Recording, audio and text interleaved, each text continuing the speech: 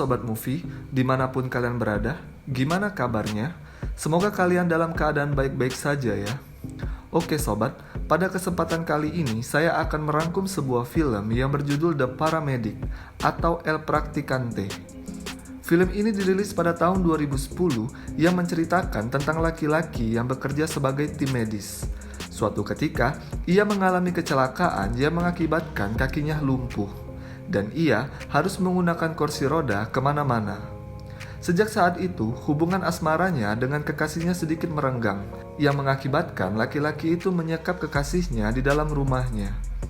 Berhasil kasih wanita itu keluar dari rumah tersebut, langsung aja kita simak ya sobat, dan jangan lupa untuk subscribe dan share ke teman kalian yang suka dengan alur cerita film versi saya. Intro dulu sobat.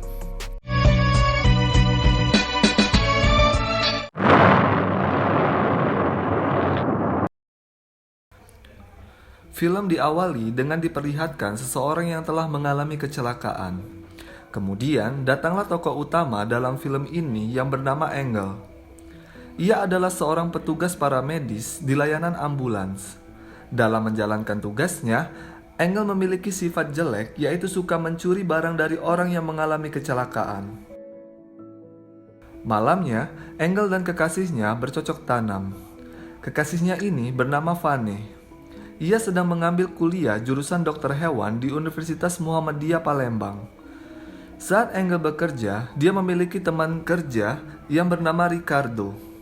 Ia yang bertugas untuk menyetir ambulan tersebut. Kini mereka berdua mendapatkan tugas untuk membawa mayat nenek-nenek yang sudah meninggal. Di sini sifat jelek dari Engel terjadi lagi. Dia mencuri perhiasan dari rumah itu. Dan keesokan harinya, ia menjual hasil curiannya pada pria yang bernama Fermin. Dia seorang penada hasil curian. Saat Engel pulang, ia menginjak kotoran anjing sehingga Engel sangat membenci tetangganya. Saat sampai di rumah, Vane sudah menunggunya. Mereka berdua ingin sekali memiliki bayi. Karena kesuburan Engel sedikit berkurang.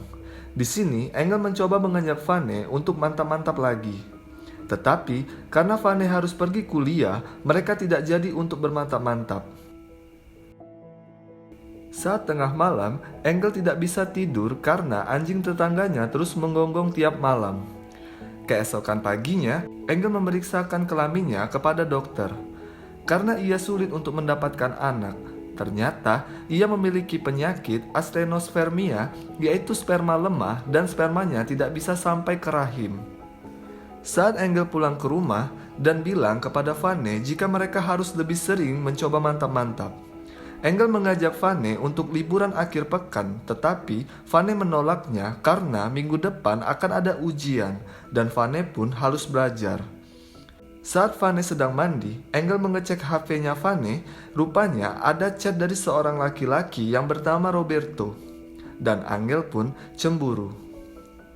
Di tempat lain, kita diperlihatkan Engel dan Ricardo sedang mengantarkan korban kecelakaan ke rumah sakit. Seperti biasanya, Ricardo yang menyetir. Tiba-tiba, ambulan itu tertabrak dari samping yang mengakibatkan Engel mengalami lumpuh total di bagian kakinya. Tetapi, Vane dengan setulus hati menjaga dan merawat Engel, seperti menyiapkan makanan, obat-obatan, apapun kebutuhan untuk Engel. Tiba-tiba, Engel mendapatkan telepon dari Roberto, teman satu kelasnya. Dan Engel pun cemburu. Di sini, Vane akan pergi kuliah bersama Roberto. Dan seperti biasa, sebelum pergi, Vane memberikan sedikit ciuman yang hangat. Di tempat lain, kita diperlihatkan Engel tengah menaiki mobil bis. Di dalam bis, ia menonton cara menyadap handphone kekasihnya.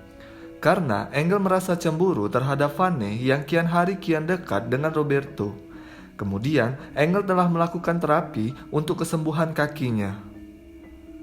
Ketika ia sampai di rumah, Engel kemudian kedatangan tamu yaitu Roberto.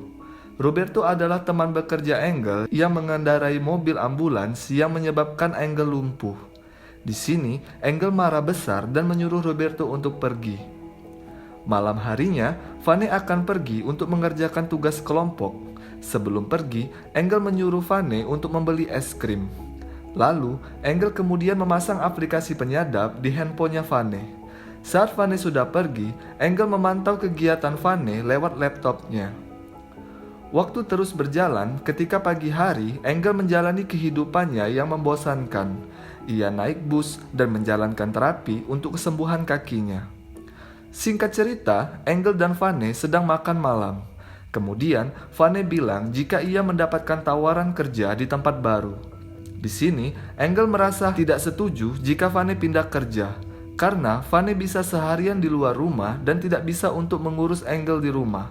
Dan sekarang mereka berdua bertengkar. Saat malam hari, Engel kesakitan di bagian kakinya.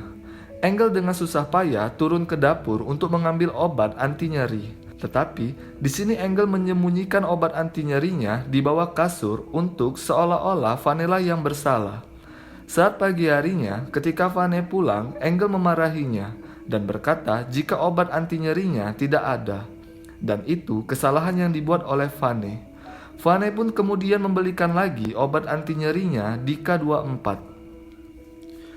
Keesokan harinya, Engel tengah memasukkan jarum ke dalam sepotong daging mentah. Lalu, Engel memberikan daging berisi jarum itu kepada anjing tetangganya. Malam harinya, Engel sedang mendengarkan percakapan Vane lewat aplikasi penyadapnya. Tiba-tiba, saat Vane pulang dari kerja, ia mempersiapkan makan malam kesukaan Vane. Kemudian, mereka pun menyantap makan malamnya. Di sini juga, Vane mengganti pakaiannya yang cukup seksi. Engel pun bersikap baik dan meminta maaf atas sikapnya selama ini dengan Vane. Dan inilah saat yang ditunggu-tunggu, Engel dan Vane bercocok tanam. Saat sudah selesai, Engel memutuskan untuk mandi wajib. Di sini, Vane sedang memainkan handphonenya. Tetapi, setiap ia menerima pesan, laptopnya Engel berbunyi. Ia yang curiga kemudian memeriksa laptopnya Engel dan betapa terkejutnya Vane ketika ia tahu ternyata selama ini handphonenya telah disadap oleh Engel. Vane kemudian memutuskan untuk pergi meninggalkan Engel. Ia dengan cepat mengemasi barang-barangnya dan kemudian pergi. Engel yang selesai mandi mengetahui Vane tidak ada di rumah, kemudian mengecek laptopnya dan sekarang aplikasi penyadapnya pun terputus. 6 bulan kemudian, Engel terus menjalani hari-harinya dengan sendiri. Dia belanja sendiri, masak sendiri, dan makan sendiri. Bahkan saat malam hari, ia terus melamun. Saat pagi hari, ia mencari tahu keberadaan Vane. Ketika Vane dijemput oleh seorang pria, ia kemudian terus mengikutinya. Hingga Vane dan lelaki itu berhenti di sebuah toko perlengkapan bayi. Rupanya, Vane telah mengandung anak dari pria tersebut. Melihat hal itu, Engel kemudian terdiam dan marah. Keesokan harinya, Engel menemui dokter lamanya, kemudian ia membeli obat-obatan untuk melakukan eksekusi. Keesokan paginya, Engel tengah mengikuti Vane dari belakang dan bermaksud mengajaknya mengobrol. Dengan tipu dayanya, Engel berkata jika paspor dan sisa bajunya sudah ia rapikan dan tinggal dibawa pergi lagi. Tanpa berpikir macam-macam, Vane pun menerima ajakan Engel. Setelah sampai di rumah lamanya, Vane menuju kamarnya untuk mengambil barangnya. Dan tiba-tiba, dengan cepat, Engel menyuntikkan obat bius di bokongnya. Sekarang, Vane terikat dan berusaha berteriak, tetapi di sini Engel yang sedikit stres malah menyetel musik yang cukup keras. Sehingga suara jeritan dari Vane tidak terdengar oleh tetangganya. Lalu, Engel mengambil handphone Vane dan membuangnya ke sungai. Setibanya Engel di rumah, ia mengecek keadaan Vane. Dia mematikan musiknya dan melepaskan sumbatan di mulutnya. Engel mengajaknya berbicara, tetapi tiba-tiba Vane berteriak. Secara cepat, Engel menutupkan kembali mulutnya dan sekarang Engel menyuntikkan kembali obat penenang kepadanya.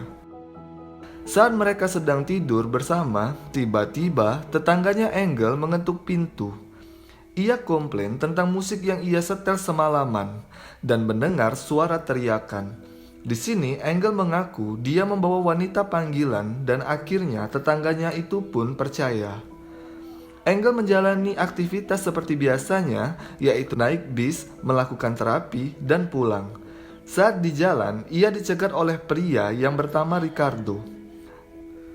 Ricardo adalah teman satu kelasnya Vane dulu. Kemudian Ricardo menanyakan Vane, tetapi Engel berbohong dan langsung pergi.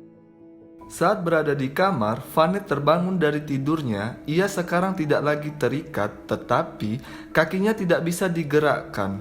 Kini sekarang kakinya Vane dibuat lumpuh sementara. Kemudian Engel menyuruh Vane untuk mandi. Dengan merayap, Vane menuju kamar mandi. Alangkah bangkainya, toilet pun dikunci oleh Engel. Engel melihat kesusahan yang dialami oleh Vane. Ia merasa sedikit senang dan diam dan menikmati itu. Kita diperlihatkan mereka berdua sedang menyantap makan malam bersama. Engel menyuapi Vane dan bersikap semuanya baik-baik saja.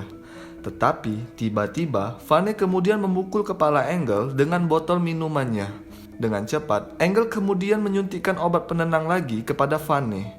Lalu, seseorang mengetuk pintu rumahnya. Ternyata itu adalah tetangganya. Dia mendengar suara jeritan dan akan melaporkannya kepada polisi. Akhirnya, Engel menyuruh tetangganya itu untuk masuk ke dalam rumahnya. Dan tiba-tiba, Engel langsung menusuk tetangganya berkali-kali hingga ia tewas. Kemudian, Engel menelpon teman lamanya dan meminta tolong untuk membuang mayat tetangganya yang berada di rumah dan memberikan uang yang cukup banyak kepada temannya tersebut. Keesokan paginya, saat sedang sarapan, tiba-tiba Engel didatangi oleh 2 orang anggota polisi. Polisi ini menanyakan tentang keberadaan Vane dan juga Ricardo. Engel menjawab jika ia sudah lama tidak bertemu dengan Vane. Mundur sebentar, rupanya Engel juga telah membunuh Ricardo. Ricardo yang tengah berada di toilet, secara cepat Engel menyuntikkan obat bius. Dan ketika ia terjatuh, ia memasukkan narkoba yang cukup banyak ke dalam tubuhnya. Dan kemudian Ricardo pun tewas. Keesokan harinya, saat makan siang, Vane menggunakan kursi roda untuk bergerak. Engel yang kayak tai udel masih bersikap seperti tidak terjadi apa-apa. Ketika Vane berada di kamar mandi, ia lalu mengambil alat pemotong kuku dan disembunyikannya di antara pahanya. Kemudian saat malam hari, Vane kembali diikat lagi. Sedangkan Engel akan pergi ke apotik untuk membeli obat bius. Kemudian dengan cepat, Vane membuka ikatannya dan berusaha untuk kabur dengan kondisi kakinya yang lumpuh sementara. Dia mencokel pintu itu dengan menggunakan obeng yang ada. Secara perlahan, Vane akhirnya bisa keluar dari rumah itu. Tetapi saat dia berada di depan lift, Engel baru saja naik dari lift itu. Dengan cepat, Vane kemudian jatuh dari tangga. Lalu disusul juga oleh Engel yang jatuh dari tangga. Kemudian, mereka saling pukul-memukul dan tarik-menarik. Vane yang membawa obeng langsung menusuk pundak Engel dan kemudian Engel pun terjatuh. Di ending film, kita diperlihatkan dengan Engel yang masih hidup, dan ia menderita lumpuh yang makin parah. Dengan mulut yang terbuka dan selang di lehernya, ia kemudian dijenguk oleh seorang wanita. Ternyata itu adalah Vane. Dengan kondisi hamil besar, ia kemudian membisikkan ke telinga Engel dan berkata, "Sekarang giliran saya yang merawatmu." Tamat. Ending yang sangat psikopat. Oh iya sobat, tidak dijelaskan lagi ya apa yang terjadi selanjutnya. Apakah Vane merawat dengan sepenuh hati atau Vane akan membalas dendam terhadapnya?